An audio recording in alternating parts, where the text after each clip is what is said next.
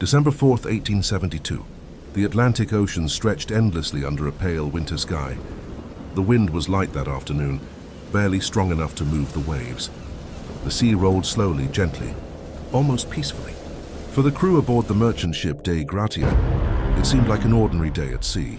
The sailors moved across the wooden deck, performing their usual routines, checking the sails, adjusting ropes, watching the horizon. Out here in the middle of the Atlantic, the horizon was everything. Sometimes it brought ships, sometimes storms, and sometimes something far stranger. Shortly after noon, one of the sailors standing lookout narrowed his eyes. Something was out there, a small dark shape against the distant water. At first it seemed like nothing unusual. Ships crossed these waters often. But as the minutes passed, the shape became clearer. It was definitely a vessel, a brigantine. Its sails were still raised. But something about the way it moved made the sailor uneasy. The ship didn't cut cleanly through the water. Instead, it drifted, slowly leaning to one side, then correcting itself, then drifting again, almost as if the ship had lost its sense of direction. The sailor called for the captain. Moments later, the captain of the Dei Gratia, David Morehouse, stepped onto the deck and lifted his spyglass. He studied the distant ship carefully. Seconds passed, then more seconds. Suddenly his expression changed, because he recognized the vessel. It was the Mary Celeste, a ship he knew well. In fact, he personally knew the captain who commanded her. But something was terribly wrong. Through the spyglass, Morehouse could see the deck clearly. And what he didn't see was even more disturbing. No crew, no sailors, no movement. The sails were set, yet no one was adjusting them. The wheel was unattended. The deck looked empty, completely empty. The captain lowered his spyglass slowly. Around him, the crew began to whisper. Something was not right. For several long minutes, the two ships drifted closer together. Still, there was no signal from the mysterious vessel. No waving sailors. No distress flag. Nothing. Finally, Captain Morehouse made a decision. He ordered a small boarding party to investigate. 3 sailors climbed down into a small wooden boat and began rowing toward the drifting vessel. As they approached, the strange feeling only grew stronger. The Mary Celeste looked intact. Her sails were still full. Her rigging appeared undamaged. Nothing suggested a disaster, yet there was still no sign of life. One of the sailors grabbed the ladder hanging from the side of the ship and climbed aboard. His boots landed on the deck with a hollow wooden echo. The sound carried across the empty ship. He paused, listening, waiting for someone to appear. No one did. The air felt still, heavy, unnatural. He walked forward slowly.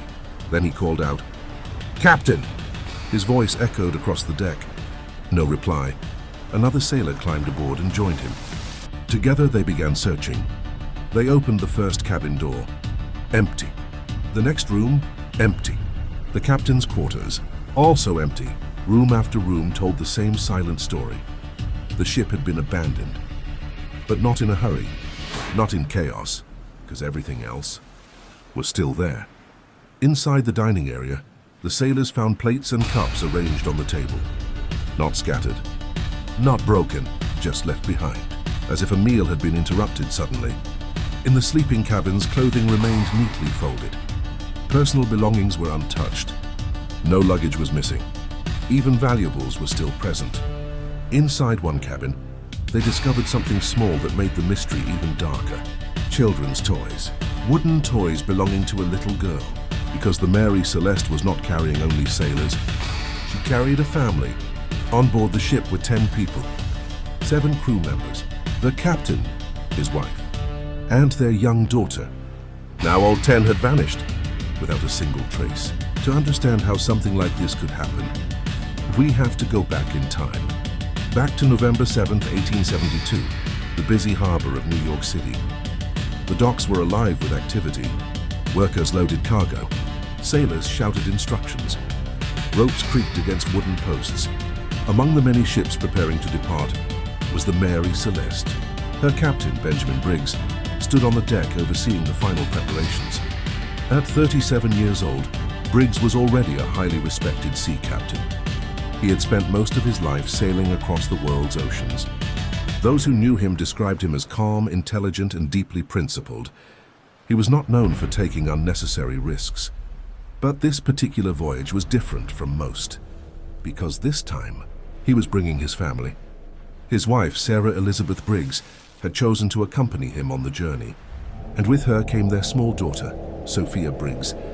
Sophia was only 2 years old. For her, the vast Atlantic Ocean was simply a place to explore. She sometimes wandered across the deck while sailors worked nearby, laughing as the wind pushed against her tiny coat. The crew itself consisted of 7 experienced sailors, carefully chosen by Captain Briggs. None of them had a criminal history. None had a record of conflict. By all accounts, the crew worked well together. The cargo of the ship was unusual but valuable. More than 1,700 barrels of industrial alcohol, packed tightly in the ship's hold. Their destination lay across the Atlantic, in the Italian port city of Genoa. If the winds were favorable, the voyage would take about 4 weeks. Finally, the moment came. The ropes were untied, the sails rose slowly into the wind, and the Mary Celeste left the harbor behind. For days the journey was peaceful. The sea remained calm. The ship moved steadily eastward across the Atlantic. Each day followed the same rhythm. Sailors climbed the rigging. The captain checked navigation charts. Meals were shared below deck. At night, the ocean stretched into darkness under a sky full of stars. Everything seemed perfectly normal. But sometime during the voyage, something began to change. Some sailors noticed the smell first. A faint, sharp scent drifting from below deck. Alcohol vapor. With so many barrels stored tightly together, small leaks were always possible. Normally it wasn't dangerous, but under the wrong conditions, alcohol vapors could become explosive. Still, nothing unusual was recorded in the captain's log. The final entry in that log was written on November 25th. It recorded their position near the islands of the Azores. After that entry, the logbook falls silent. No further notes. No explanation. 10 days later, the ship would be discovered empty. Investigators later noticed something important. The ship's lifeboat was missing, which meant the crew likely left the ship voluntarily. But why would a captain abandon a vessel that was still seaworthy? The ship was not sinking. The cargo remained intact. No signs of battle, no storm damage, no fire, nothing. Just an empty ship drifting across the Atlantic Ocean. One possible explanation still haunts historians. Alcohol vapors might have built up inside the cargo hold. At some point, a small explosion of pressure may have occurred. Not strong enough to damage the ship, but loud enough to terrify everyone on board. Fearing a much larger explosion, Captain Briggs may have ordered the crew and his family into the lifeboat temporarily. Perhaps they tied the small boat to the ship with a rope, planning to return once the danger passed. But if that rope snapped, the lifeboat would drift away, leaving the Mary Celeste behind, alone, still sailing, but empty, and somewhere in the vast Atlantic Ocean. The captain, his wife, their little daughter, and 7 sailors would simply disappear forever. Which leaves one final question. What truly happened in the last moments aboard the Mary Celeste? What did Captain Briggs see, or hear, or fear in that final moment that made him abandon his ship in the middle of the ocean, knowing there was nowhere else to go? One decision, one moment, the last moment before the mystery began. But even after more than 150 years, one question still haunts historians and sailors alike. What really happened aboard the Mary Celeste in those final moments? Was it simply fear of an explosion? Or was there something else? Something no one else ever saw, that forced 10 people to abandon a perfectly seaworthy ship in the middle of the ocean?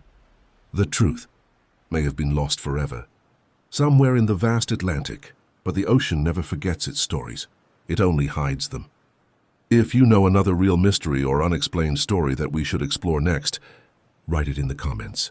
And don't forget to subscribe to the channel and turn on the notification bell so you don't miss the next story. Because sometimes the most terrifying moment in a story is the one no one ever lived to explain.